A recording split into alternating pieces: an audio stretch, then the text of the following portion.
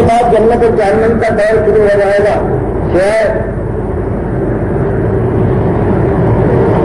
نبی اعظم کے اور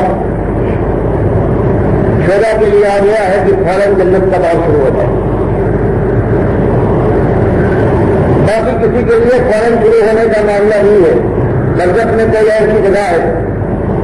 جس کے لیے مالک فرماتا ہے نہ یہ ربینا علیہ دنوں ویسی ہے دلوں میں کپڑوں کا اصلی اور پرانا شکل لگا پورے اسلامی حامی مومن کے اندر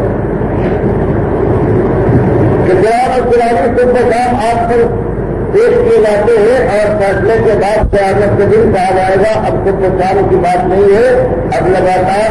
دائمی آزاد میں اس کو ٹھوکی کو ٹھوک یہی حدیث بیان کرتی ہے کہ مومن اور کافر کو جنت اور جہنم دونوں دکھائی جاتی ہے.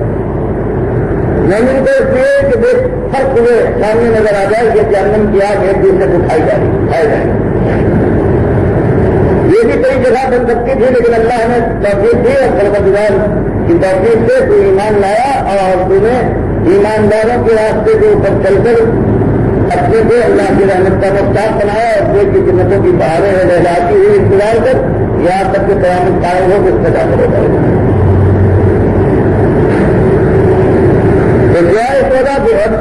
نبی سن کے لیے بالکل آ گیا اور انبیاء کے لیے اللہ جاننے والا ہے تو آپ کر سکتے ہیں ہاتھ نہیں سکتے تو اس کا تو بڑا راست داخلہ کے دل سے مل جائے اور کافروں اور دوسرے من کافروں کو سب کے شام جو وہاں کی سب سے شان ہے اللہ اسے جس کی دیر تک چاہے گا عذاب کی تھوڑے پر چاہے گا. اور مومنوں کے ساتھ یہ بخاری مسلم کی حدیث ہے کہ اس کو سب سے شان لگا کر ہوشیار کر کے اس سے دکھایا جائے گا دونوں کے دھوپ تاکہ وہ سب محسوس کرے اور خود ہو جائے